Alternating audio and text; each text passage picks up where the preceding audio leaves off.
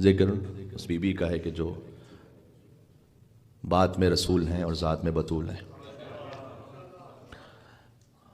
سورۃ الفجر کی ابتدائی 5 آیات موضوع سخن ہے، جس میں خانوادہ حضرت زہرا کا ذکر ہے۔ ارشاد اقدس الہی ہے والفجر، ایک فجر کی قسم، ولیال عشر، 10 راتوں کی قسم، والشفع والوتر، جفت کی قسم، طاق کی قسم، واللیل اذا یسر، پھر ایک اور رات کی قسم کہ جو آہستہ آہستہ گزر رہی ہے۔ حل فی ذالک قسم لذی حجر، کیا ان قسموں میں صاحبان شعور کے لیے کوئی نشانی ہے؟ یہ اللہ نے ایک سوال کیا، عرض کیا کہ اس کا ایک ظاہر ہے، پھر اس کا ایک باطن ہے۔ وما یعلم تأویلہ الا اللہ والراسخون فی العلم، اور قرآن کے باطن کے بارے میں یہ طے ہے کہ اپنے مزاج سے طے نہیں ہو سکتا، اپنے موڈ سے طے نہیں ہو سکتا، جب تک کہ قال الصادق اور قال الباقر نہ ہو۔ امام نے فرمایا والفجر کا باطن ہے قائم آل محمد کی قسم، فجر کی قسم یعنی حضرت حجت کی قسم، عجل اللہ تعالی فرجہ الشریف، بقیت اللہ العظم، روحی و ارواح العالمین لتراب مقدمہ الفدا، ولیال عشر، اور حضرت حجت سے پہلے 10 اماموں کی قسم، جسے امام نے تعبیر کیا امام حسن عسکری علیہ السلام سے حسن مجتبیٰ تک، من الحسن الی الحسن، ایک حسن سے دوسرے حسن تک کی قسم، والشفع والوتر، ایون کی قسم، آڈ کی قسم، جفت کی قسم، طاق کی قسم۔ ایون کی قسم، ایون کہتے ہی ایون اس لیے ہے کہ 2 برابر سے تقسیم ہو جائے، 2 4 6 8 10 ایون ہے، 2 برابر کی ہستیوں کی قسم۔ مرج البحرین یلتقیان بینہما برزخ لا یبغیان، اللہ نے 2 سمندروں کو ملا دیا ہے، 2 برابر کی ہستیوں کی قسم، ہما علی و فاطمہ، علی و زہرا سلام اللہ علیہما کی قسم، والوتر، اور ایک تنہا کی قسم جو اشرف موجودات ہے، یہ 14 کی قسم ہو گئی، واللیل اذا یسر، اور ایک رات کی قسم جو گزر رہی ہے، ایک مزید قسم باقی ہے ابھی۔ یہ وہ قسم ہے کہ امام نے فرمایا کہ قائم آل محمد کے ظہور کا زمانہ ہے، کہ جب رات گزر کر صبح ہو جائے گی، ظلم کی تاریکی مٹ جائے گی، عدالت کا نور ظاہر ہو جائے گا۔ اللہ نے اس رات کے گزرنے کی قسم کھائی ہے جس فجر پر قائم آل محمد کا ظہور ہو جائے۔ حل فی ذالک قسم لذی حجر، کیا ان قسموں میں صاحبان شعور کے لیے کوئی نشانی ہے اللہ کی جانب سے؟ ایک مل کر صلوات بھیجیں چہاردہ معصومین کی عظمتوں پر، محمد و آل محمد علیہ السلام پر۔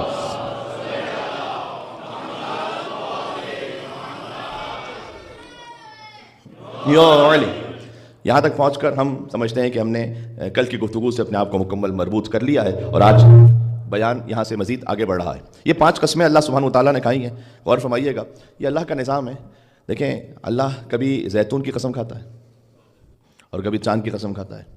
زیتون ایک دانہ اولیو، ہمارے لیے یہ اولیو ایک چھوٹا دانہ ہے، اور چاند، سورج، یہ ایک بڑی مخلوق ہے۔ اللہ کے لیے زیتون بھی وہی ہے، سورج بھی وہی ہے۔ بات واضح ہو رہی ہے؟ اللہ کے یہاں سورج بھی برابر ہے، زیتون بھی وہی ہے، تو اللہ کبھی زیتون کی قسم کھاتا ہے، کبھی سورج کی قسم کھاتا ہے، کبھی چاند کی قسم کھاتا ہے، کبھی انجیر کی قسم کھاتا ہے۔ تو یہ اللہ سبحانہ وتعالیٰ کا مزاج ہے۔ تو اللہ کے ہاں جہاں کہیں، یہ خود فلسفے کی گفتگو ہے کہ جہاں کہیں لامحدود طاقت ہو، انک علی کل شیء قدیر، قدرت لامحدود ہو، جہاں پر انفائنائٹ ہو، وہاں پر مشکل اور آسان کی بحث ہی ختم ہو جاتی ہے۔ بہت لاجیکل ہے، ایک کام میرے لیے اس لیے مشکل ہے کہ میری طاقت محدود ہے، تو 5 کلو کا وزن اٹھانا آسان ہے اور 50 کلو کا مشکل ہے۔ اللہ کے ہاں سورج خلق کرنا بھی وہی ہے اور زیتون خلق کرنا بھی وہی ہے۔ انما امرہ اذا اراد شیئا ان یقول له کن فیکن، کن سے سورج بھی ہے، کن سے چاند بھی ہے، کن سے انجیر بھی ہے، کن سے زیتون بھی ہے، فرق نہیں پڑتا اللہ کے لیے، اللہ کے یہاں سب برابر ہے۔ تو اللہ سبحانہ وتعالیٰ نے، غور فرمائیے گا، کچھ سورہ قرآن میں ایسے ہیں جو 1 قسم سے شروع ہوتے ہیں، کچھ سورہ ایسے ہیں جو 2 قسموں سے شروع ہوتے ہیں، کچھ سورہ ایسے ہیں جو 3 قسموں سے شروع ہوتے ہیں، کچھ سورہ ایسے ہیں جو 4 قسموں سے، کچھ سورہ ہیں جو 5 قسموں سے۔ پھر قرآن میں کوئی ایسا سورہ نہیں جو 6 قسموں سے شروع ہوتا ہو، یا 7 قسموں سے، یا 8 قسموں سے، یا 9 قسموں سے، یا 10 قسموں سے۔ پھر ایک سورہ ایسا ہے جو 11 قسموں سے شروع ہوتا ہے۔ خود ایک موضوع ہے، اللہ تعالیٰ نے قرآن میں قسم کیوں کھائی ہے کسی بات کی، جبکہ وہ ہے کہ اصدق القائلین ہے، سب سے زیادہ سچ بولنے والا ہے، تو پھر اللہ کو قسم کھانے کی ضرورت کیا ہے؟ اللہ نے قسم اس بات کے لیے کھائی ہے کہ جس شے کی قسم کھائی جا رہی ہے اس کی عظمت کا بیان ہو سکے انسانوں کے سامنے، کہ دیکھو یہ وہ شے ہے جس کی قسم اللہ کھا رہا ہے۔ ایک قسم سے جو سورہ شروع ہوتا ہے والعصر، سب کو یاد ہے، वल-अस्र इन्नल इंसान लफ़ी खुस्र, ज़माने की कसम इंसान यकीनन खसारे में है, इल्ला लज़ीना आमनू व अमिलुस सालिहात, सिवाय वो कि जो ईमान लेकर आए और अमल साले को अंजाम दे, सब्र की तलकीन करे और हक़ की ताकीद करे। ये एक कसम से सूरज शुरू होता है।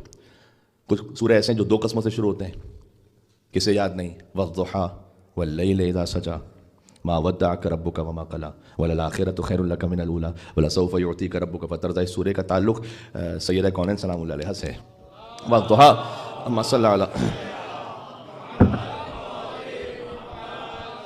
दिन की रोशनी की कसम, वल्लैलि इज़ा सजा, रात की कसम जब उसकी तारीकी छा जाए, मा वद्दअक रब्बुका वमा कला, आपको ए रसूल हमने कभी न तन्हा छोड़ा है न कभी तन्हा छोड़ेंगे।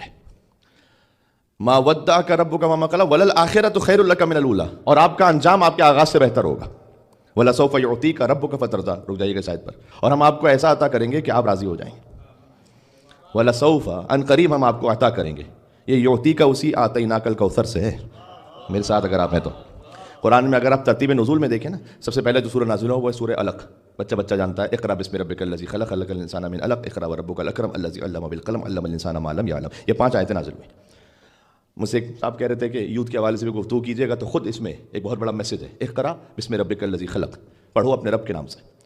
एक कॉमन क्वेश्चन है कैरियर सिलेक्शन में और कैरियर प्लानिंग में कि मौलाना कौन सा कैरियर इख्तियार करें, इसकी एक तफसीली गुफ्तगू है इसमें, लेकिन इतना तय है कि अल्लाह सुब्हानहू व तआला ने कहा इक़रा, पढ़ो। ये नहीं कहा कि क्या पढ़ो, बस पढ़ो एक शर्त के साथ, बिस्मि रब्बिक, जो कुछ पढ़ो वो रब के नाम से पढ़ो। है मेरे साथ आप? हाँ। आप साइबर सिक्योरिटी पढ़ लीजिए, आप आईटी स्पेशलिस्ट बन जाइए, आप मैकेनिक की फील्ड में चले जाइए, आप अकाउंटेंट बन जाइए, आप कुछ भी पढ़ लीजिए, आप मेडिकल साइंस में चले जाइए, पढ़ें रब के नाम से। इक़रा, एथिस्ट बनने की जरूरत नहीं, इक़रा बिस्मि रब्बिकल लज़ी खलक़, पढ़ो अपने रब के नाम से। यानी असबाब में गुम होकर मुसब्बिबुल असबाब को ना भूल जाओ। थोड़ा सा ये तौहीद का बयान हो जाए, मैं आऊंगा आपके। एक हक बनता है मिलकर सलवात भेजें नाम बीबी फातिमा तो ज़हरा सलामुल्लाह अलैहा पर।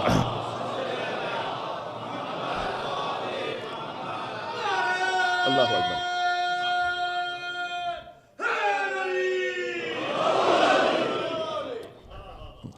इक़रा बिस्मि रब्बिक, पढ़ो अपने रब के नाम से, जो पढ़ो रब के नाम से पढ़ो। इक़रा बिस्मि रब्बिकल लज़ी खलक़। अब क्या कुछ कहाँ बात को रोक कर किया जाए, जो 5 आयतें ना, इनमें 5 अल्फाज वो हैं कि जो 2 मरतबा है। इक़रा बिस्मि रब्बिकल लज़ी खलक़, खलक़ल इंसाना मिन अलक़, इक़रा व रब्बुकल अकरम, 2 इक़रा हो गए। इक़रा बिस्मि रब्बिकल लज़ी खलक़, खलक़ल इंसाना मिन अलक़, इक़रा व रब्बुकल अकरम, 2 तरबियतें हो गई, रब यानी तरबियत करने वाला। इक़रा बिस्मि रब्बिकल लज़ी खलक़, खलक़ल इंसाना मिन अलक़, 2 खिलकतें हो गई। इक़रा बिस्मि रब्बिकल लज़ी खलक़, खलक़ल इंसाना मिन अलक़, इक़रा व रब्बुकल अकरम अल्लज़ी अल्लम बिल क़लम, अल्लमल इंसाना मा लम यअलम, 2 तालीमें हो गई, 2 क़िराअतें, 2 तरबियतें, 2 तख़लीक़ें, 2 तालीमें। नहीं मालूम हिरा में हुज़ूर मुकर्रम के साथ कौन ऐसा साथ में था कि जिस पर वही नाजिल हो रही थी, हुज़ूर पर वही नाजिल हो रही थी। एक ऐसा था कि जो हुज़ूर मुकर्रम की अपनी गवाही है कि अली तुम वही सुनते हो जो मैं सुनता हूँ, तुम वही देखते हो जो मैं देखता हूँ, बस ये कि तुम नबी नहीं हो, तुम मेरे वज़ीर हो। ये नहजुल बलागा में अमीरुल मोमिनीन का कलाम है, हुज़ूर मुकर्रम से बयान शुदा। बहरहाल इसकी तफसील अपने मकाम पर। पढ़ो रब के नाम से, और हमारे इक़रा, पढ़ो रब के नाम से। अच्छा, पढ़ाई का आगाज़ हो, तालीम का आगाज़ हो रब के नाम से, इख्तिताम कहाँ पर हो? आखिरी आयत सूरह की। आयत नहीं पढ़ूंगा वरना सजदा वाजिब हो जाएगा, तो तर्जुमा पढ़ रहा हूँ फ़कत। सजदा करो और रब से करीब हो जाओ। तालीम वो काबिल कद्र है जिसका आगाज रब के नाम से हो, जिसका इख्तिताम सजदे पर हो। फिर आप कुछ भी पढ़िए, आप डॉक्टर बन जाइए, आप प्रोफेसर बन जाइए, पढ़े रब के नाम से, इख्तिताम सजदे पर हो। सर को झुका दो अल्लाह की बारगाह में। बात वाज़ेह हो रही है? तो ये पहली वही है कि जो नाजिल हुई थी। तो इक़रा, सूरह इक़रा नाजिल हुआ सबसे पहले, तरतीब नुज़ूल के एतबार से देखें तो फिर सूरह कलम है, फिर सूरह मुज़म्मिल है, सूरह मुद्दस्सिर है, सूरह अल-हम्द है, फिर सूरह लहब है। ये तरतीब नुज़ूल है कुरान की। छठा सूरह जो नाजिल हुआ सूरह लहब नाजिल हुआ, और फिर तरतीब में आगे यहाँ तक कि जो 11वां सूरह है वो सूरत ज़ुहा नाजिल हुआ। सूरत ज़ुहा के नाजिल होने के बाद तकरीबन 2.25 साल गुजरे कि सूरतुल कौसर 15वां सूरह नाजिल हुआ। वलसौफ युअतीका रब्बुका फतरज़ा, हम आपको इतना अता करेंगे कि आप राज़ी हो जाएंगे। इन्ना अतैनाकल कौसर, हमने आपको अता कर दिया वो कौसर कि जिससे आप राज़ी हो जाएंगे। تو یہ سورہ ضحیٰ کا تعلق ہے سورۃ الکوثر کے ساتھ کہ وَلَسَوْفَ يُعْطِيكَ رَبُّكَ فَتَرْضَىٰ. ساری کائنات عبادت کرتی ہے اس بات پر کہ اللہ راضی ہو جائے. اللہ یہ چاہ رہا ہے کہ مصطفیٰ راضی ہو جائے مجھ سے. فَلَنُوَلِّيَنَّكَ قِبْلَةً تَرْضَاهَا, ہم آپ کا رخ ایسے قبلے کی طرف موڑ دیں گے ترضاها کہ آپ راضی ہو جائیں گے. ہم نماز پڑھتے ہیں اللہ راضی ہو جائے, روزے رکھتے ہیں اللہ راضی ہو جائے, عبادت کرتے ہیں اللہ راضی ہو جائے. اللہ چاہ رہا ہے مصطفیٰ راضی ہو جائے. مصطفیٰ کیسے راضی ہوئے؟ فاطمہ الزہرا عطا فرماتی ہے اللہ سبحانہ و تعالیٰ. بات واضح؟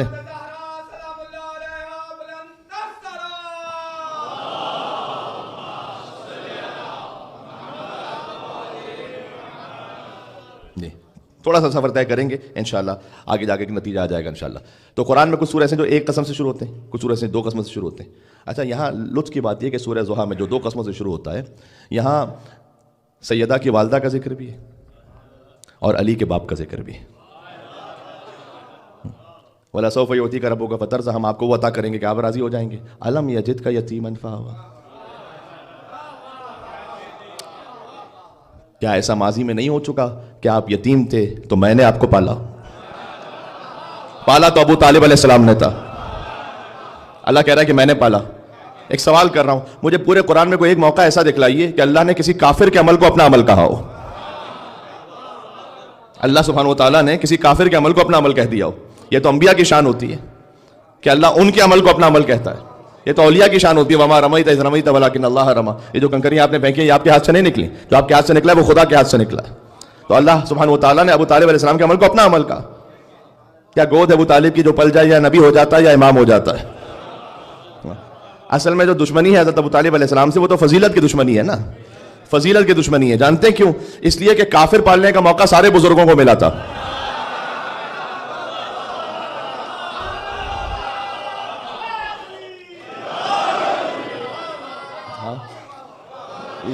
بات پہنچ رہی ہے؟ کافر پالنے کا موقع تو سارے بزرگوں کو ملا تھا, نبی پالنے کا موقع سوائے علی کے باپ کے اور کسی کو نہیں ملا تھا. اسلام کی تبلیغی مرہون منت احسان ابو طالب علیہ السلام ہے. جو توحید کا پہلا جلسہ ہوا وہ ہوا ابو طالب علیہ السلام کے گھر میں. پروردگار مکہ میں تو تیرا اپنا گھر بھی ہے, وہاں پر کیوں نہیں دعوت ذل الشیرہ ہوتی؟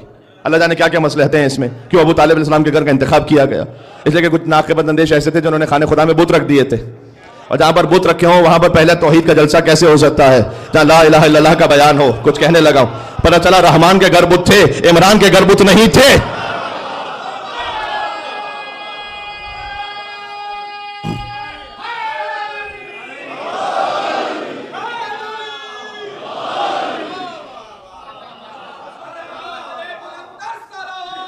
اللہم صلی علی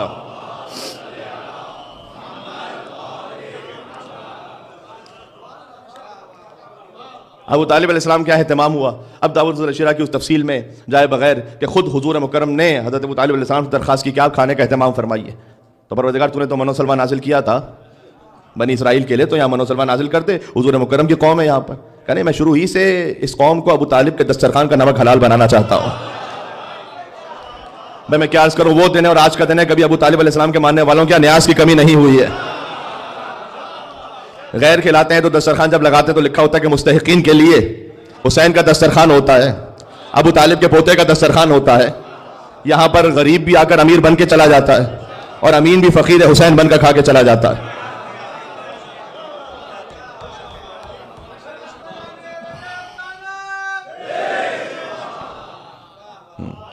حضور مکرم کی تو پہلی گفتگو ہی مرہون منت احسان ابو طالب علیہ السلام میں. کھانا کھا لیا انہوں نے, اس کے بعد حضور اٹھے گفتگو کرنے کے لیے تو ابو لہب کھڑا ہو گیا. اس نے شور مچایا, حضور کو بات نہیں کرنی تھی, اور اپنے قوم کو قبیلے کو لے کر نکلنے لگا باہر. حضور نے کہا کل پھر کھانا ہے, جہاں چاول کا دانہ وہاں بندے کا آنا, محاورہ میں. تو وہاں پر پھر اگلے دن پہنچ گئے تو کھانا کھایا انہوں نے. اب حضور گفتگو کے لیے اٹھے, پھر بات نہیں کرنی تھی, اس نے شور مچایا. اس لیے بہت سے لوگوں کا طریقہ یہ ہے کہ مجلس کا بائیک آؤٹ کر دیتے ہیں لیکن نیاز کا بائیک آؤٹ نہیں کرتے ہیں. تیسرے دن یہی ہوا, حضور مکرم اٹھے, گفتگو کرنا چاہتے تھے, یہاں سے حضور مکرم اٹھے تو وہاں ابو لہب کھڑا ہو گیا, اس نے پھر شور مچایا. تیسرے دن یہ ہوا کہ یہاں سے ابو لہب اٹھا, یہاں سے ابو طالب علیہ السلام اٹھے, اور وہ شور کر رہا تھا. اب میں عالم اسلام کو تعارف کروا دوں کہ یہاں سے کعبے کا چور اٹھا, یہاں سے کعبے کا محافظ اٹھا. ہاں, یہاں سے کذاب اٹھا اور یہاں سے 14 صادقین کا باپ اٹھا. ہے میرے ساتھ آپ؟ فقط ایک امام کے باپ نہیں ہے, یا اللہ. بات پہنچ رہی ہے حیدر ہوں کہ حسنین کے سجاد خدا ہوں، اور باقر ہوں کہ جعفر ہوں کہ موسیٰ کے رضا ہوں، اور جواد تقی ہوں یا نقی مست دعا ہوں، یا سرکار حسن عسکری انجم بقبا ہوں، یا مہدی آخر کے حجابوں میں چھپا ہو.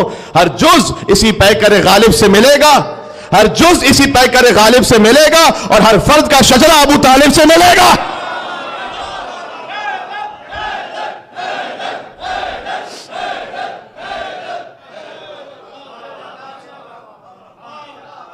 علم یجد کا یتیمن فآوا، آپ یتیم تھے تو میں نے پالا آپ کو.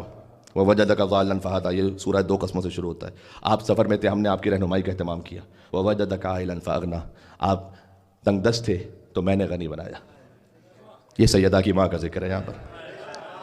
کیا پاکیزہ مال ہے حضرت خدیجہ سلام اللہ علیہا کا، کتنا پاکیزہ مال ہے کہ اللہ سبحانہ وتعالیٰ کہتا ہے کہ میں نے غنی بنایا آپ کو. فاغناہ بمال خدیجہ، جا کے دیکھیے گا امام فخر الدین رازی تک نے لکھا اپنی تفسیر میں کہ اللہ نے غنی بنایا حضرت خدیجہ کے مال کے ذریعے سے. میں جملہ کہہ رہا ہوں کہ صدر اسلام کے ٹکڑے توڑنے والے اور دولت لے لے کر غنی اور مالدار بن جانے والے کچھ اور تھے، اور پوری امت کو اپنے ٹکڑوں پر پالنے والی فاطمہ الزہرا کی ماں خدیجہ الکبریٰ کچھ اور تھے.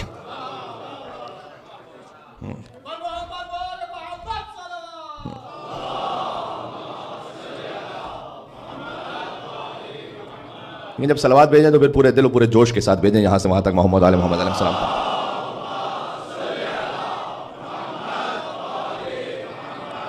تو پروردگار یہ احسان ہو گیا. علی کے باپ کا بھی احسان ہے، فاطمہ کی ماں کا بھی احسان ہے. الجزاء الاحسان الا الاحسان، احسان کا بدلہ سوائے احسان کے اور کیا ہے. اللہ سبحانہ وتعالیٰ نے احسان ایسے عطا کیا کہ ایک کو کل ایمان کا باپ بنایا، ایک کو صاحب تطہیر کی ماں بنایا. جی یہ احسان اللہ سبحانہ وتعالیٰ نے اس انداز سے ادا کیا. تو حضرت خدیجہ کا مال اتنا پاکیزہ تھا. سیدہ سلام اللہ علیہا کی والدہ، کیا کہوں، ام المومنین ہونا اور ہے، یا لفظ بدل کے کہوں مومنین کی ماں ہونا اور ہے، اور فاطمہ کی ماں ہونا اور ہے.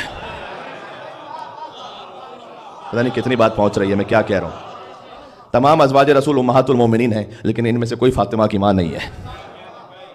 اللہ سبحانہ وتعالیٰ نے جس بی بی کا انتخاب فرمایا، اشہد انک کنت نورا فی الاصلاب الشامخہ والارحام المطہرہ، جس بی بی کا انتخاب فرمایا وہ خدیجہ الکبریٰ سلام اللہ علیہا تھی. اتنی پاکیزہ بی بی کہ اللہ سبحانہ وتعالیٰ نے ان کے مال کو اپنا مال کہہ کر یہ فرمایا کہ آپ تنگ دست میں نے غنی بنایا. بی بی خدیجہ سلام اللہ، تطہیر خدیجہ کے لیے اور کہوں کیا، جس گھر میں رہی اس کے افراد بھی معصوم. اور یہ سارے زمانے میں خدیجہ کا شرف ہے کہ اولاد بھی معصوم ہے، داماد بھی معصوم. یہ کسی اور کو حاصل نہیں سوائے بی بی خدیجہ الکبریٰ سلام اللہ علیہا کے. تو یہ وہ سورہ ہے کہ جو 2 قسموں سے شروع ہوتا ہے. مجھے جانا ہے آگے تک. سورہ ضحیٰ ہے 2 قسموں سے، پھر قرآن میں کچھ سورہ ایسے ہیں جو 3 قسموں سے شروع ہوتے ہیں. میں نے اس کیا 4 قسموں سے، 5 قسموں سے. سورہ عادیات ہے 3 قسموں سے، والعادیات ضبحا فالموریات قدحا فالمغیرات صبحا فاثرن به نقعا ووسطن به جمعا ان الانسان لربه لکنود وانه على ذلك لشہید. عجب سورہ ہے یہ. سر پر دوڑتے ہوئے گھوڑوں کی قسم. اب اللہ چاہے تو کسی گھوڑے کی قسم بھی کھا لے. یہ جو ہم سے کہتے ہیں کہ بھئی تعظیم کیوں کرتے ہو، تو اگر قابل تعظیم نہ ہوتے کچھ سواری کے جانور تو اللہ قسم نہ کھاتا. یہاں پر یہ خاص موقع ہے کہ اب امیر المومنین نے غزوہ ذات السلاسل میں حملہ کیا. صبح کا وقت تھا، حضور مکرم نماز پڑھا رہے تھے. فجر کی نماز کے بعد حضور نے الحم کے بعد سورہ عادیات پڑھنا شروع کیا. صحابہ کرام نے کہا یا رسول اللہ یہ کون سا سورہ ہے؟ کہ اسی وقت علی نے حملہ کیا ہے. اللہ سبحانہ وتعالیٰ نے علی کی سواری کی شان میں، یہ میں بلا مبالغہ آپ سے کہہ رہا ہوں، جو تفسیر ہے اس کی، والعادیات ضبحا فالموریات قدحا، ان سر پر دوڑتے ہوئے گھوڑوں کی قسم، جب وہ دوڑتے ہیں تو ان کی ٹانپوں سے چنگاریاں نکلتی ہیں اور وہ صبح کے وقت دشمن کے لشکر پر حملہ کرتے ہیں. اچھا مجھے ایمان سے بتائیے گا، محفل انشاءاللہ کسی اور مقام پر پہنچے، اللہ کرے کہ اس جملے کو میں پہنچا سکوں. مجھے بتائیے گا صدر اسلام میں کسی بڑی سے بڑی ہستی کا نام لے لیں، جو یہاں نام میں نہیں لے سکتا، لیکن آپ دل میں سوچ لیں، 2 مسلمانوں نے بنا لی، کیا اللہ نے ان میں سے کسی کی بھی قسم کھائی ہے قرآن میں؟ مجھے بتلائیے گا. اللہ نے ان میں سے کسی کی بھی قسم کھائی ہے، لیکن علی کے گھوڑے کی قسم کھائی ہے. اور جنہیں اللہ نے علی کے گھوڑے کے برابر نہیں سمجھا، کہہ دیا میں نے.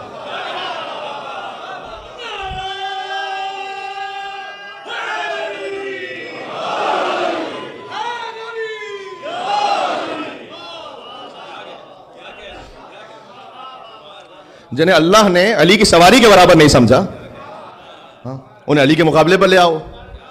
بھائی جسے جو ماننا ہے وہ مان لے، اس سے مجھے کوئی غرض نہیں ہے. لیکن امیر المومنین علی بن ابی طالب ہیں. اللہ اکبر. امام شافعی نے کہا کہ علی نے خلافت کو زینت نہیں دی، یا خلافت نے علی کو زینت نہیں دی، علی نے خلافت کو زینت عطا کی ہے. تو فضیلتیں تو محتاج تھیں کہ وہ طواف کریں ذات علی بن ابی طالب علیہ السلام کا. اب میں کیا عرض کروں، سوشل میڈیا کا زمانہ ہے. میں نے عرض کیا تھا کہ خطیب بعد میں پہنچتا ہے، کلپ پہلے پہنچا ہوا ہوتا ہے. تو اگر یہ گفتگو اب تو کہنے لگا ہوں آپ تک پہنچی بھی ہو تو تھوڑی سی 1 منٹ کے لیے معذرت، لیکن بات بالکل مربوط آ گئی ہے. تو عرض کرتا ہوں کہ جنہیں اللہ سبحانہ و تعالیٰ نے علی کے گھوڑے کے برابر نہیں سمجھا. اب معاملہ یہ ہے کہ چوری فقط مال کی نہیں ہوتی، چوری القاب کی بھی ہوتی ہے.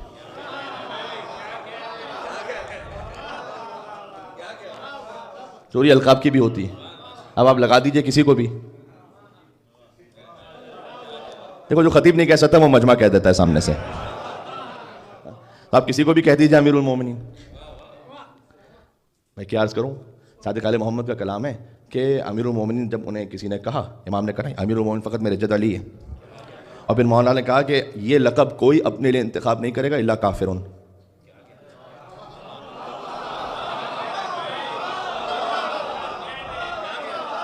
یہاں میں فاطمیہ کی مجلس ہے، ذرا میرے ساتھ چلیے گا. ہاں، کوئی اپنے آپ کو امیر المومنین نہیں کہلوائے گا الا کافرون. میں کہہ رہا ہوں کسی کے کفر کا فیصلہ کرنا ہو تو کہیں دور جانے کی ضرورت نہیں ہے. یہ دیکھو اپنے آپ کو امیر المومنین کہلوانے کا شوق تو نہیں ہے؟ جسے شوق ہو وہ آئے میدان میں.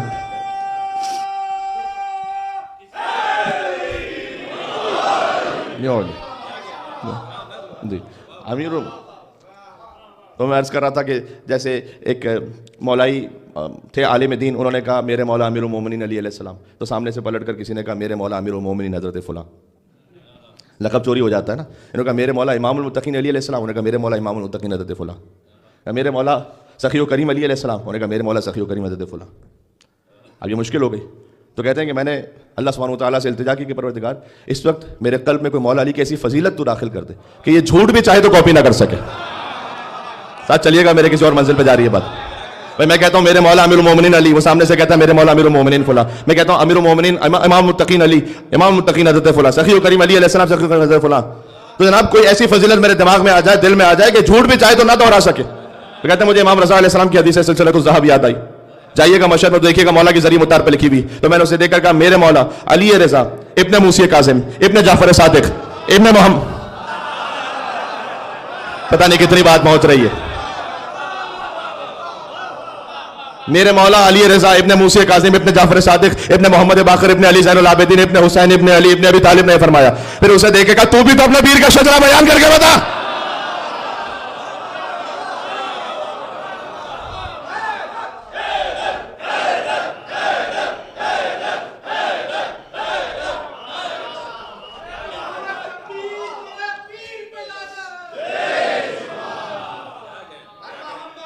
بات پہنچی. اللہم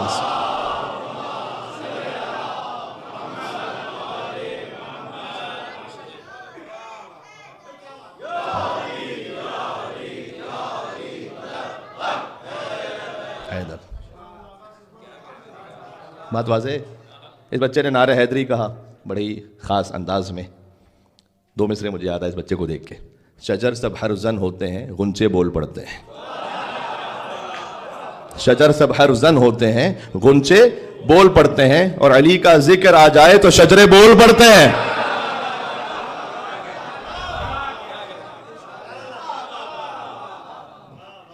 جی والعادیات ذبحا فالموریات قدحا فالمغیرات صبحا فاثرن به نقعا فوسطن به جمعا ان الانسان لربه لکنود وانه على ذلك لشہید.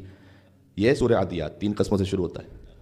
1 قسم سے سورہ عصر، 2 قسموں سے سورہ ضحیٰ، 3 قسموں سے سورہ عادیات، 4 قسموں سے سورہ زیتون، والتین والزیتون وطور سینین وہذا البلد الامین. انجیر کی قسم، زیتون کی قسم. اس میں اب خود پنجتن پاک کا ذکر ہے. اس کی جو باطنی حقیقت ہے نا، 3 سے مراد کیا ہے، زیتون سے مراد کیا ہے.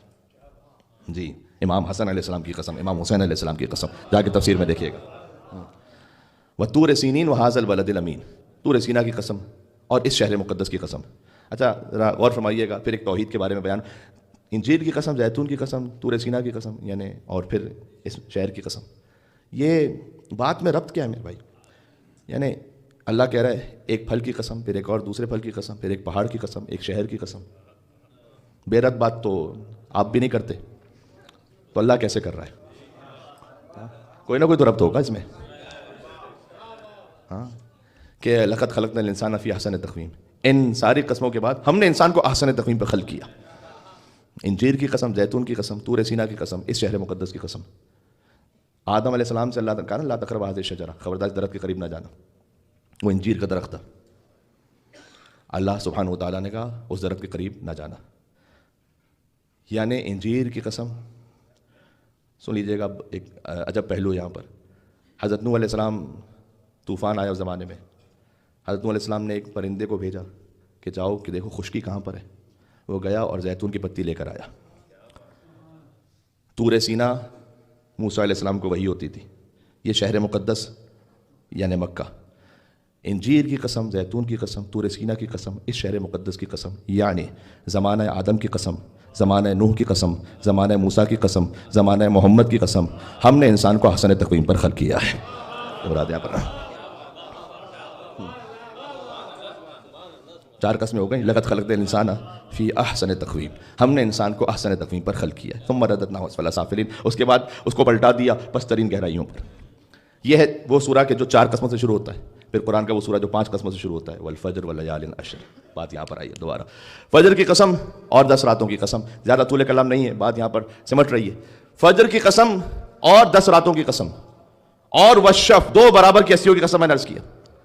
لولا علی لم یکن لفاطمہ کفوا. علی نہ ہو تو فاطمہ کی برابری کرنے والا کوئی نہ ہو. کل اس پہ بات ہو چکی ہے. علی اپنے تمام تر فضائل کے بعد فاطمہ کے برابر آتے ہیں. سلام اللہ علیہما. یہ بات پہنچ رہی ہے. ایک مل کے صلوات بھیجے گا خانوادہ زہرا سلام اللہ علیہا پر. اللہم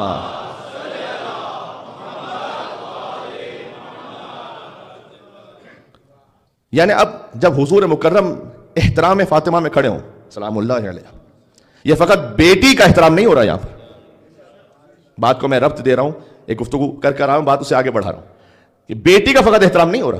بیٹی کا احترام تو یہ کہ ہر باپ کے لیے سنت رسول ہو جائے کہ بیٹی کے لیے کھڑا ہو. کیا ہے کسی بھی فرقے کے کسی بھی عالم کا یہ نظریہ یا فتویٰ کہ باپ کے لیے سنت رسول ہے کہ بیٹی کے لیے کھڑا ہو؟ بلکہ اولاد پر واجب ہے باپ کا احترام.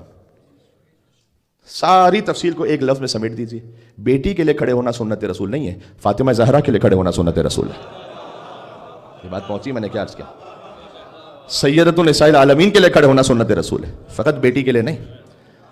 وہاں سے بات کو تھوڑا سا آگے بڑھا رہا ہوں. آیت اللہ وحید خراسانی نے اس روایت کو بیان کرتے ایک فقرہ کہا تھا. اب چشم تصور میں جو سوچ سکے اور جس معراج پہ پہنچ سکے. سوچئے گا جہاں حضور مکرم کھڑے ہوئے احترام میں، تو کیا آدم علیہ السلام بیٹھے رہیں گے؟ کچھ کہنے لگا ہوں میں. سید الانبیاء جب کھڑے ہوں تو کیا نوح علیہ السلام بیٹھے رہیں گے وہاں پر؟ کیا ابراہیم علیہ السلام بیٹھے رہیں گے وہاں پر؟ کیا موسیٰ اور عیسیٰ علیہ السلام بیٹھے رہیں گے وہاں پر؟ جہاں حضور بلند ہو جائیں، ایک نبی نہیں 1.25 لاکھ انبیاء کی نبوتیں جس بی بی کے احترام میں بلند ہو جائے، وہ ہے فاطمہ الزہرا سلام اللہ علیہا. ہاں یہاں پر عہدے کا احترام ہے. بطول بھی ایک عہدہ ہے.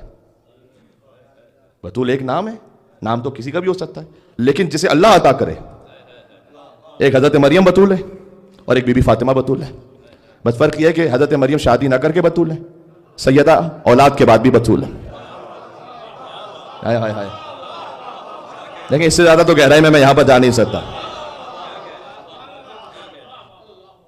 وہ ام المومنین جن کے یہاں مسلمانوں میں سب سے زیادہ احترام ہے، ان کی گواہی ہے. تاریخ مدینہ دمشق میں جا کے اس روایت کو دیکھیے گا کہ لقد وضعت الحسن والحسین بعد العصر. بی بی فاطمہ سلام اللہ علیہ کہ امام حسن امام حسین کی ولادت ہوئی عصر کے بعد. وصلت المغرب. ترجمہ تو بہت آسان ہے. اور بی بی نے فوراً مصلی عبادت کو بچا کر مغرب کی نماز انجام دی.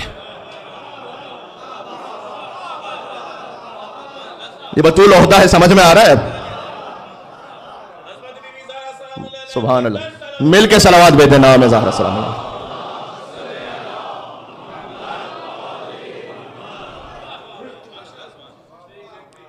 تو یہاں حضور مکرم کے کسی بھی عمل کو ذاتی رشتوں پہ قیاس نہ کیجیے گا. بیٹی کے لیے کھڑے ہونا سنت رسول، یہ کہیں پہ کوئی فتویٰ نہیں. امام جماعت نماز پڑھا رہے ہیں اور نواسا پشت پر آ جائے، کیا سنت رسول ہے کہ سجدے کو طول دو؟ بھائی امام جماعت نماز پڑھا رہے ہیں، ان کے نوازیں ان کی پشت پر آ جائیں، تو کیا ان کے لیے سنت ہے کہ 70 مرتبہ کہیں سبحان ربی الاعلیٰ و بحمدہ، کیونکہ نوازیں پشت پر ہیں؟ اب کہہ کے تو دیکھ لیں اگلی نماز سے پہلے فارغ نہ ہو جائے تو میرا نام بدل دیجیے گا. ہم بھی اسی فیلڈ سے ہیں، ہمیں معلوم ہے. اب 3 دفعہ پڑھا لیجیے سبحان ربی الاعلیٰ و بحمدہ، لوگ کہتے ہیں مولانا بڑی لمبی نماز پڑھائی آپ نے، 70 مرتبہ کون برداشت کرے گا؟ حسین پشت رسالت پر آئے. ایک طریقہ یہ تھا کہ حضور نماز چھوڑ دیتے، حسین کو لے لیتے، حضور نے کیا ایسا نہیں. دوسرا طریقہ یہ بھی ہو سکتا تھا کہ حضور حسین کو اتار دیتے، نماز جاری رکھتے، حضور نے کیا ایسا نہیں. جہاں حسین اور نماز مل جائیں اسے مصطفیٰ کہتے ہیں.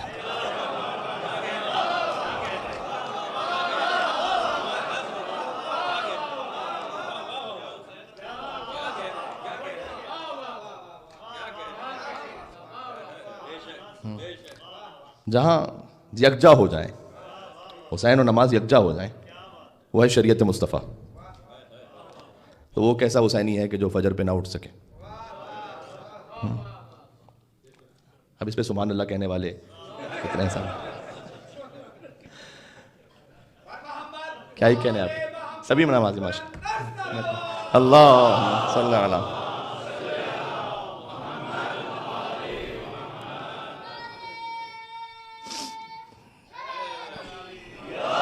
یا علی، وہ کیسا حسینی ہے، وہ کیسے شریعت مصطفیٰ پر عمل کرنے والا ہے صلی اللہ علیہ وآلہ وسلم، جو فجر پہ بھی نہ اٹھ سکے. اچھا فجر پہ اللہ سبحانہ وتعالیٰ نے، دیکھیں اللہ نے اگر زبردستی کرنی ہوتی نا، علامہ جوادی صاحب رحمۃ اللہ علیہ ان کا ایک فقرہ ہے کہ اللہ نے اگر زبردستی فجر کی نماز پڑھوانی ہوتی تو اللہ کے لیے بڑا آسان تھا کہ وہ فجر پہ جو نہ اٹھتا اللہ اسے سوتے ہی رہنے دیتا. تو پھر دیکھیں کون نہ اٹھتا.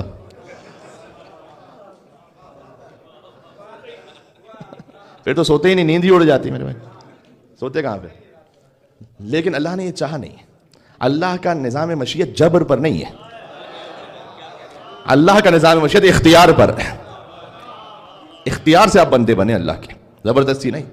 اِنَّا عَرَضْنَا الْأَمَانَةَ عَلَى السَّمَاوَاتِ وَالْأَرْضِ وَالْجِبَالِ فَأَبَيْنَ أَن يَحْمِلْنَهَا وَأَشْفَقْنَ مِنْهَا وَحَمَلَهَا الْإِنسَانُ. سورہ احزاب کی آیت ہے کہ ہم نے ایک امانت کو سپرد کیا پہاڑوں کے اور آسمانوں کے اور زمینوں کے. انہوں نے ڈر کے قبول نہیں کیا اس امانت کو. وہ کیا امانت ہے؟ انہوں نے ڈر کے قبول نہیں، وَأَشْفَقْنَ مِنْهَا، ڈرنے لگے اللہ یہ امانت ہم نہیں لے سکتے. وَحَمَلَهَا الْإِنسَانُ، انسان نے اس امانت کے بوجھ کو اٹھا لیا. إِنَّهُ كَانَ ظَلُومًا جَهُولًا، وہ بہت ظلم کرنے والا اور جہل رکھنے والا ہے. اس کی تفصیل اپنے مقام پر کہ اللہ نے ایک سوال چھوڑے جا رہا ہوں، جواب نہیں دے سکتا آج، ورنہ پھر آدھا گھنٹہ چاہیے اس کے لیے. کہ آپ کسی کو امانت دیں، 2 لوگ کہیں یہ میں نہیں لے سکتا معذرت، تیسرا آ کے کہا ٹھیک ہے مجھے امانت دے دو. آپ پلٹ کر اسے کہیں گے تم ظالم بھی ہو، تم جاہل بھی ہو. جس نے امانت لی تھی اس کی تو تعریف ہونی چاہیے تھی. جس نے امانت لی اللہ کہہ رہا ہے یہ ظالم بھی ہے یہ جاہل بھی ہے. سوال آ گیا ذہن میں؟ تشریح کبھی اور صحیح. لیکن وہ امانت کون سی ہے؟ یار پہاڑوں نے تو امانت نہیں لی، تو انسان کی تو مدح ہونی چاہیے تھی، یہ مذمت کیوں ہونے لگی؟ اشارہ فقط کر رہا ہوں، یہ اصل میں مدح ہے، مذمت نہیں ہے انسان کی. اس کی گہرائی میں ایک مدح ہے. اب میرا دل اندر سے، میں پتہ کیسے مدح ہے یہ؟ آپ کسی کو ظالم کب کہتے ہیں؟ جب اس میں عدل کا پوٹینشل ہو. بات پہنچ رہی ہے؟ جاہل کب کہتے ہیں؟ جب اس میں علم کا پوٹینشل ہو. آپ دیوار کو نہیں کہہ سکتے کہ یہ جاہل ہے، علم تو اس کے پاس بھی نہیں ہے، چونکہ اس کے پاس علم کا پوٹینشل نہیں ہے. تو جاہل وہاں کہا جائے گا جہاں پر علم آ سکتا ہو، ظالم وہاں کہا جائے گا جہاں عدالت آ سکتی ہو. یا اللہ نے کہا تو بڑا ظلم کرنے والا اور جہل کرنے والا ہے، یعنی اللہ نے فقط نذیر بن کر ہوشیار دلایا انسان کو کہ دیکھو کہیں ظالم و جاہل نہ بن جانا، جبکہ تم میں صلاحیت ہے کہ جب امانت کو لو تو عالم بھی بن جاؤ، عادل بھی بن جاؤ. یہ تعریف ہے انسان کی یہاں پر، یہ تعریف ہے انسان کی. پہاڑوں میں نہیں ہے صلاحیت کہ وہ عالم بن سکے، زمینوں آسمانوں میں صلاحیت نہیں کہ وہ عادل بن سکے، انسان میں ہے. یہ جانتے کون سی امانت ہے؟ یہ اختیار کی امانت ہے، چوائس سے اللہ کا بندہ ہونا. پہاڑوں کے پاس چوائس نہیں ہے، دن کے پاس چوائس نہیں ہے. آیت سب کو یاد ہے، میرے ساتھ پڑھیے گا. لَلشَّمْسُ يَنبَغِي لَهَا أَن تُدْرِكَ الْقَمَرَ وَلَا اللَّيْلُ سَابِقُ النَّهَارِ وَكُلٌّ فِي فَلَكٍ يَسْبَحُونَ. نہ ہی دن کی مجال ہے کہ وہ رات سے پہلے آ جائے، نہ ہی رات کی جرأت ہے کہ وہ دن کے وقت میں آ جائے. وَكُلٌّ فِي فَلَكٍ يَسْبَحُونَ، ہر ایک اپنے اپنے مدار میں تیر رہے ہیں. جو چاند کا آربٹ ہے وہ چاند کا ہے، جو سورج کا آربٹ ہے وہ سورج کا ہے، کوئی اس سے موو ہو نہیں سکتا.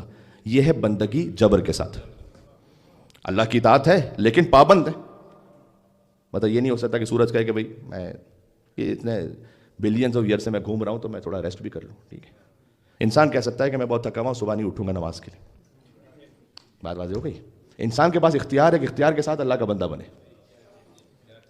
سورج کے پاس اختیار نہیں ہے, جو مدار طے ہے وہ طے ہے. جو چاند کے پاس اختیار نہیں ہے, جو طے ہے وہ طے ہے. ہاں اگر کوئی وہ کہ جسے اللہ نے اپنی صفت کا مظہر بنایا ہو وہ سورج کو پلٹا دے, وہ چاند کے 2 ٹکڑے کر دے, تو اسے اختیار ہے. تو یہ اختیار کے ساتھ اللہ کا بندہ ہونا, اللہ نے کہا اختیار کے ساتھ بندے بنا. تو اس لیے حسین کو بھی ساتھ رکھا, نماز کو بھی. حسین تو وہ ہیں کہ جو شرط قبولیت نماز ہے. میں بات یہاں روک رہا ہوں آج, اگر آپ میرے ساتھ ہیں تو. ہاں یعنی اہل بیت علیہ السلام کا تو کسی عبادت سے کوئی تقابل کیا ہو سکتا ہے. یہ وہ ہیں کہ جو اعمال اور عبادتوں کی قبولیت کا معیار ہے. اس خاطر ہے کہ حضور اب یہاں پر نانا کی پشت پر نواسا نہیں ہے, اگر میرے ساتھ ہیں آپ. یہاں رسالت کی پشت پر امامت ہے, اور رسالت کے ذریعے امامت کا تعارف ہو رہا ہے کہ تمہاری نماز قبول ہوگی. پتہ نہیں کتنے بات پہنچ رہی ہے میرے ساتھ آپ. سر مبارک جھکا ہوا تھا, نماز سرور پڑھا رہے تھے, اور حضور آگے, صحابہ پیچھے, وہ فرض اپنا نبھا رہے تھے. بڑے بڑے صحابہ کرام ہوں گے حضور کے پیچھے نماز پڑھنے والے. محب ایسے میں مسکراتے حسین گھر سے جو آ رہے تھے, اور حسین پشتے نبی پر بیٹھے زمانے بھر کو بتا رہے تھے. کیا بتلا رہے تھے؟ کہ بھائی ملے گی جنت, پیے گا کوثر, اسی کو محشر میں چین ہوگا. اے میرے ساتھ آخری جملہ میں کہنے لگا ہوں. یہاں پر نانا نواسے کا معاملہ نہیں ہے, یہاں رسالت کی پشت پر امامت ہے. حسین بتلا رہے ہیں ملے گی جنت, پیے گا کوثر, اسی کو محشر میں چین ہوگا, اور نماز اسی کی قبول ہوگی کہ جس کے دل میں حسین ہوگا. ختم ہو گئی بات.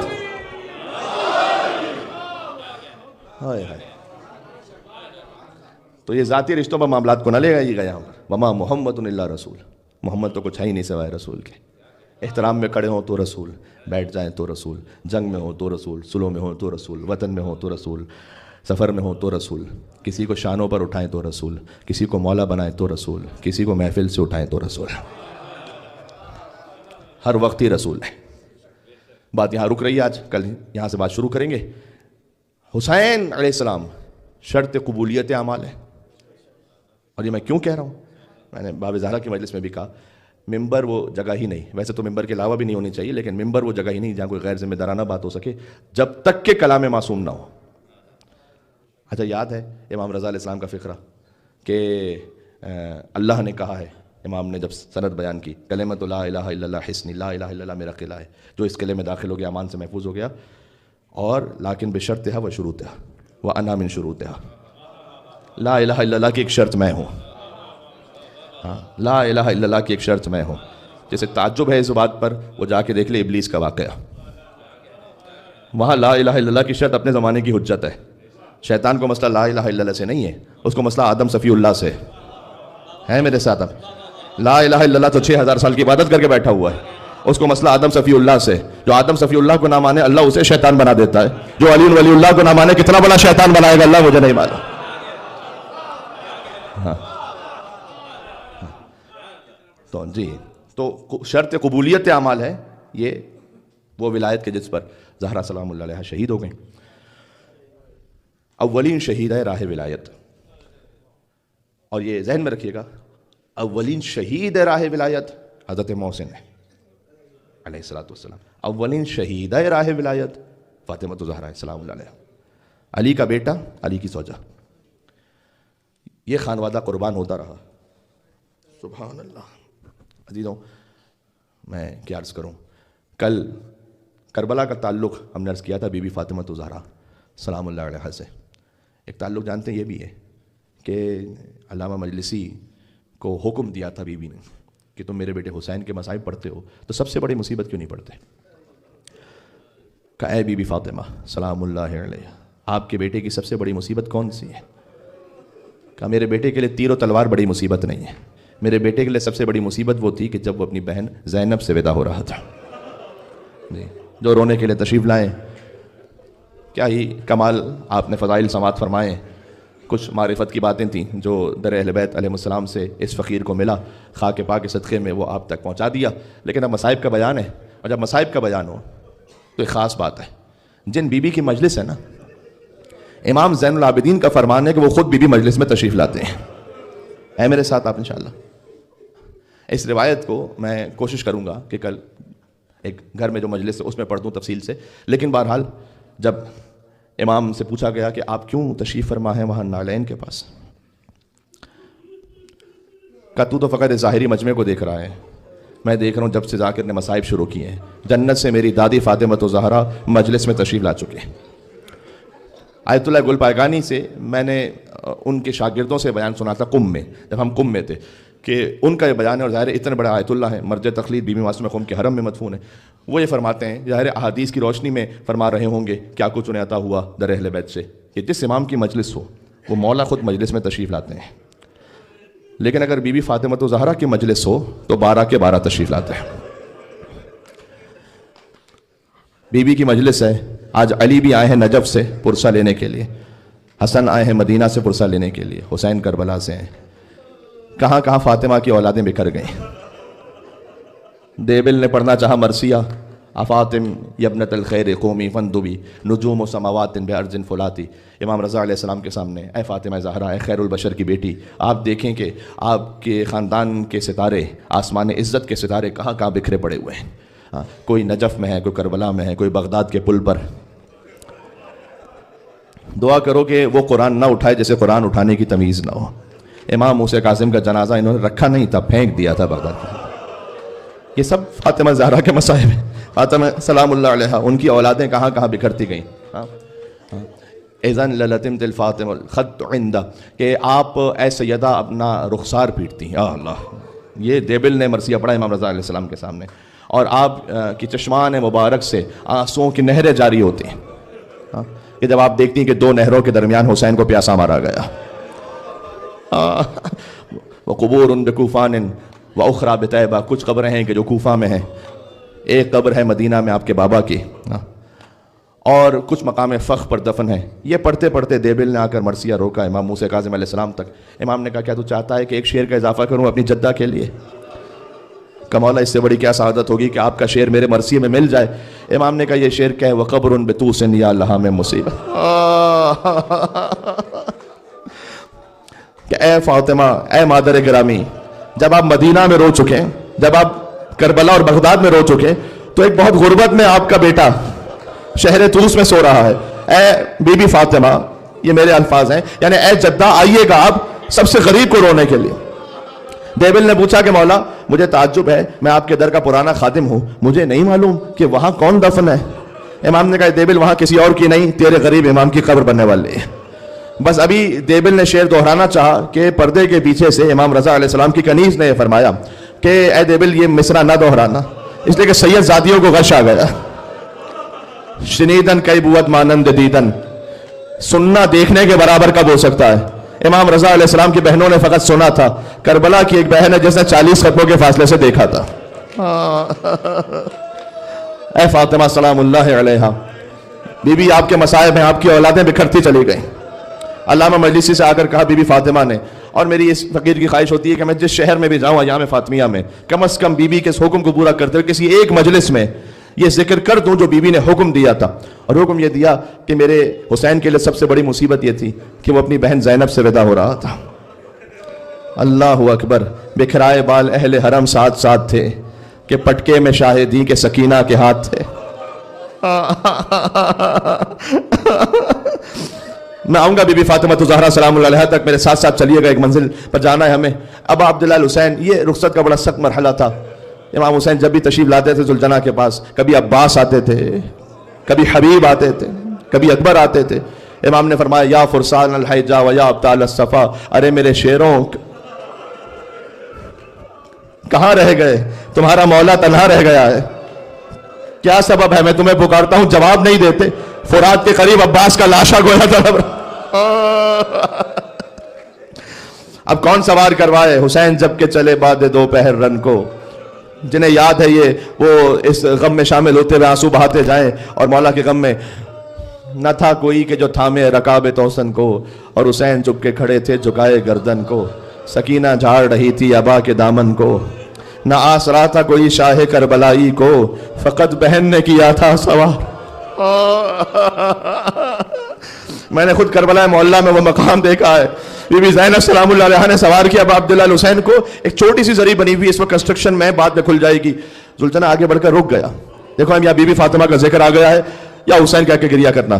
ایک منزل اور ہے، جب امام حسین رخصت ہونے لگے تھے تو فرمایا تھا کہ بہن ذرا بازوؤں سے ردا تو ہٹائیے گا۔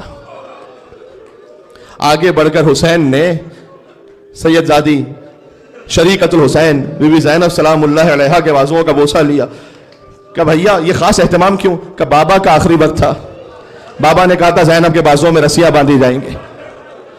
جب یہ بوسہ لے چکے حسین تو بی بی زینب نے آگے بڑھ کر کہا تحت الحنک تو ہٹائیے گا اپنے گلے سے۔ کہ بہن زینب یہ کیوں؟ جو بی بی فاطمہ پر رونے کے لیے آئے ہیں، سیدہ نے آخر وقت میں کیا وصیت کیا؟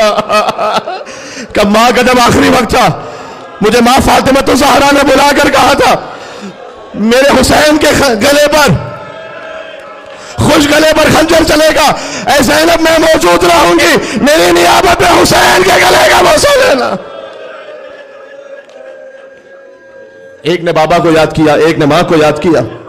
حسین ذوالجناح پر ایک مقام پر آ کر رک گئے، کہا میرے حسب با وفا مجھے معلوم ہے تو صبح سے لاشیں اٹھا اٹھا کر تھک گیا ہے، لیکن حسین کی آخری زحمت ہے۔ اب جو ذوالجناح نے نظروں سے اشارہ کیا تو حسین نے دیکھا کہ قدموں سے لپٹی ہوئی ایک 4 سال کی بطول، اب میں کیا عرض کروں، اور وہ لپٹ کے کہہ رہی تھی اے میرے بابا کے ذوالجناح میرے بابا کو مقتل میں نہ لے جا۔ حسین ذوالجناح سے اترے، سکینہ کو گود میں لیا۔ یہ وہ آخری موقع ہے کہ جب بیٹی کو باپ کا پیار نصیب ہوا، پھر تو شمر کے تماچے تھے، عمر سعد کے کوڑے تھے۔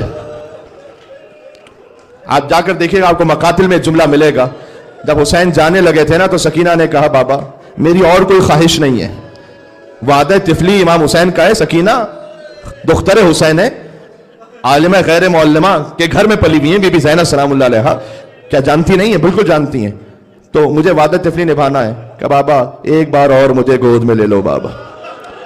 آخری بار حسین کی گود میں سکینہ آ گئیں۔ آپ کو مقاتل کی کتابوں میں جملہ ملے گا کہ بابا میرے سر پر ویسے ہاتھ رکھے جیسے یتیموں کے سر پر ہاتھ رکھتے۔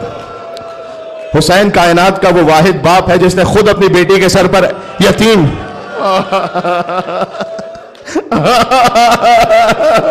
یا ابا عبداللہ الحسین آپ کی غربت پر ہماری جان نثار مولا۔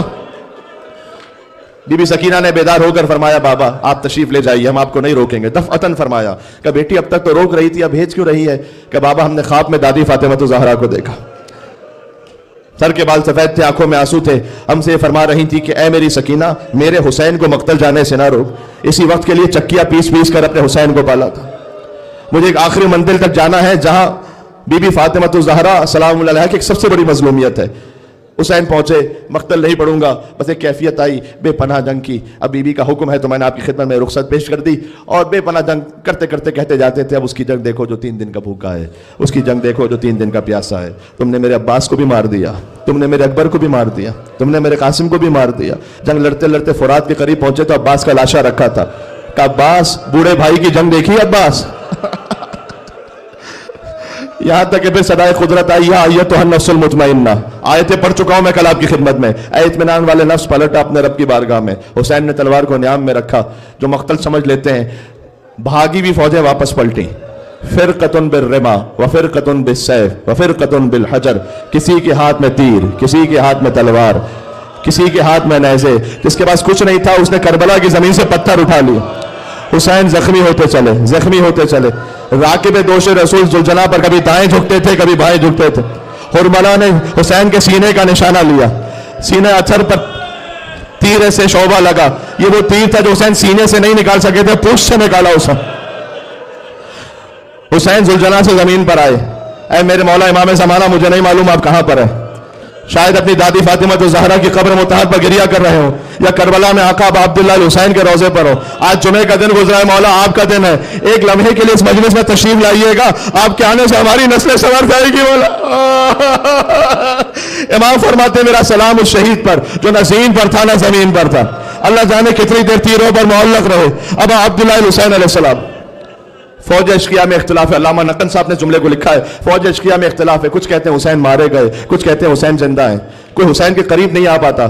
شمر کہتا ہے اپنے گھوڑوں کا رخ خیموں کی طرف کر لو, اگر زندہ ہوں گے تو برداشت نہیں کر پائیں گے. یہ سننا تھا کہ میرا زخمی مولا, میرا پیاسا مولا کوہنیوں پر زور دے کر امام حسین اٹھے. تابع بیان نہیں ہے, خدا کی قسم اب کلیجہ پھٹ رہا. اچھا مجھے معاف کرنا, مقتل میں ایک جملہ ہے مالک بن انس نام کے, میں کیا کہوں. اب ظاہر جملہ یہ ہے کہ اس نے, اللہ اکبر, سن لینا اس لیے کہ مقتل میں ہے, آپ تک پہنچا دوں. اس نے امام حسین کو نعوذ باللہ من ذالک ایک گالی دی وہاں پر, نعوذ باللہ من ذالک, خدا ان کی نسل. اللہ اکبر. شمر آگے بڑا, فرکض برجلہ, اس نے پیر مار کر حسین کو سیدھا کیا. وشمر جالس علی صدر, زیارت ناہیہ میں ہے کہ شمر امام حسین کے سینے پر بیٹھ گیا. میں بی بی فاطمہ الزہرا کے مصائب پر آ گیا, کلیجہ پھٹ رہا ہے, اس کے آگے بیان کی گنجائش نہیں ہے, میں کیا کہوں گا آپ کے سامنے. قابض علی شیبۃ, اس نے حسین کی داڑھی کو پکڑ لیا. فضربۃ من ضربۃ, حسین پر ضربتیں چلنا شروع ہوئی. صدا گونج رہی تھی, الا قد قتل الحسین بکربلا, الا قد ذبح الحسین بکربلا. جس کے دل میں جتنا تھا میں یا حسین کہتے ہوئے روتا جاؤ. انبیاء و مرسلین دیکھ رہے تھے, آدم علیہ السلام بلند ہو گئے, پروردگار حسین سے وہاں ہو رہا ہے, مجھ سے نہ دیکھا جائے گا. ایک ضربت آئی, نوح علیہ السلام اٹھے, پروردگار رسول اللہ کا نواسا مارا جا رہا ہے, مجھ سے نہ دیکھا جائے گا. ابراہیم اٹھ گئے, موسیٰ اور عیسیٰ اٹھ گئے, یہاں تک کہ محمد مصطفیٰ بلند ہوئے.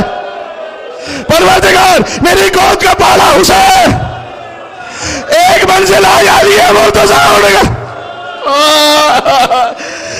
حسین کی آواز آئی, اماں سب حسین کو چھوڑ کر جا رہے, آپ نہ جائیے گا. حسین فاطمہ کی گود میں ذبح ہوتا. السلام علیکم یا فاطمہ الزہرا, السلام علیکم.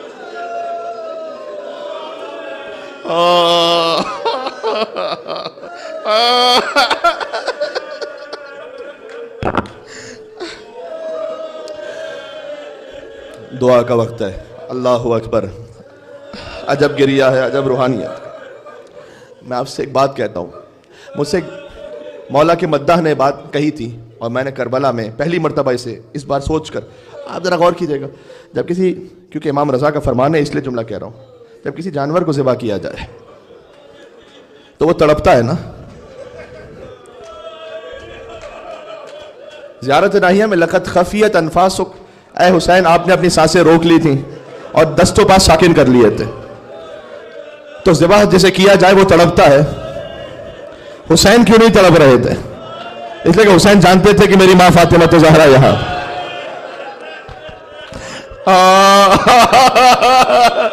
یا حسین یا حسین یا حسین. حسین جانتے تھے میری ماں فاطمہ الزہرا مجھے دیکھ رہی ہے. حسین نے دست و پا ساکن کر لیے تاکہ فاطمہ کے قلب پر تکلیف نہ ہونے.